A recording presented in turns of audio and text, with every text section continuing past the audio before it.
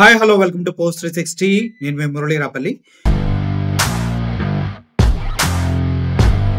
Praveen ప్రకడాల pastor గారి యొక్క మరణం వెనుక చాలా రకాల అనుమానాలు ఉన్నాయంటూ పాస్టర్లు వాళ్ళ కుటుంబ సభ్యులు రోడ్ల పైన ధర్నాలకు దిగడం జరిగింది.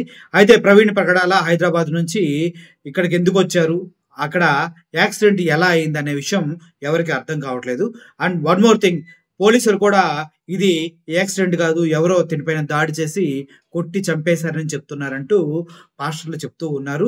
అదేవిధంగా తన పెదవుల పైన రాడ్లతో కొట్టిన ఆనవాళ్ళు ఉన్నాయని, వీపు వెనక కూడా దారుణంగా దెబ్బలు ఉన్నాయని, తలపైన కూడా గాయాలు ఉన్నాయని వారు చెప్తూ ఉన్నారు. సో ఇది కేవలం యాక్సిడెంటే కాదు, ఇది ఒక ప్లాన్ ప్రకారం చేసినటువంటి దాడి అంటూ వాళ్ళు చెప్తూ ఉన్నారు. ఈ విధంగా చెప్పాలంటే ప్రవీణ్ ప్రకడాల కొన్ని రోజులకు ముందే ఆయన తన ట్విట్టర్ వేదికగా తన సోషల్ మీడియాలో పోస్ట్ చేయడం జరిగింది. తనని చంపేస్తారంటూ బెదిరింపు కాల్స్ వస్తున్నాయని, తన పైన దాడికి ప్లాన్ చేస్తున్నారని, ఆయనకి ఎవరెవరో ఫోన్ చేస్తున్నారంటూ ఆయన గతంలో తన ట్విట్టర్ వేదికగా ట్వీట్ చేయడం కూడా జరిగింది, సోషల్ మీడియాలో చెప్పడం కూడా జరిగింది. సో ఈ విధంగా చూసుకుంటే తనని ఎవరు దాడి చేశారు, తన పైన ఇంత కక్ష ఎవరికి ఉంది, దీనికి ఎవరెవరు బాధ్యులై ఉన్నారో అనేది తెలియాల్సిన అవసరం ఎంత ఉంది. చాలా మంది పాస్టర్లు పోలీసులతో డాక్టర్లతో మాట్లాడినప్పుడు క్లియర్ గా చెప్తూ ఉన్నారు, ఇది యాక్సిడెంట్ కాదు, ఇది ప్లాన్ ప్రకారం చేసినటువంటి దాడి, దానిలోనే ఆయన మృతి చెందారు అని చెప్తూ ఉన్నారంట. ఒకవేళ అదే నిజంగా కారణమైతే దానికి ఎవరెవరు బాధ్యులు అనేది రోడ్ల మీదకి తీసుకొచ్చి మరి నిలబెడతారు.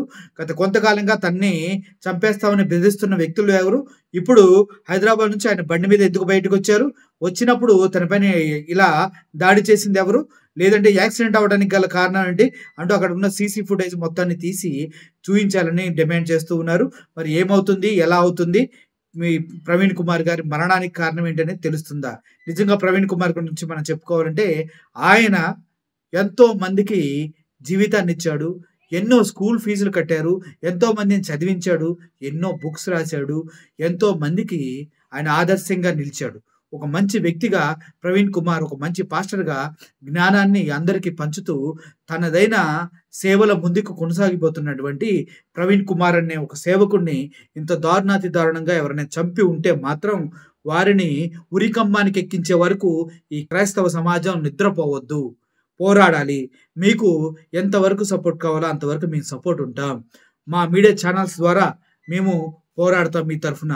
మీరు ఇచ్చే ప్రతి ప్రకటన, ప్రతి వాయిస్ని మేము వినిపిస్తాం ప్రజలకి అని మనసారా తెలియజేసుకుంటూ, ప్రవీణ్ కుమార్ గారికి న్యాయం జరగే వరకు మేము కూడా మీ యుద్ధంలో పాలి భాగస్థులమై పోరాడతామని తెలియజేసుకుంటూ సెలవు తీసుకున్నాం. Thank you for watching this video.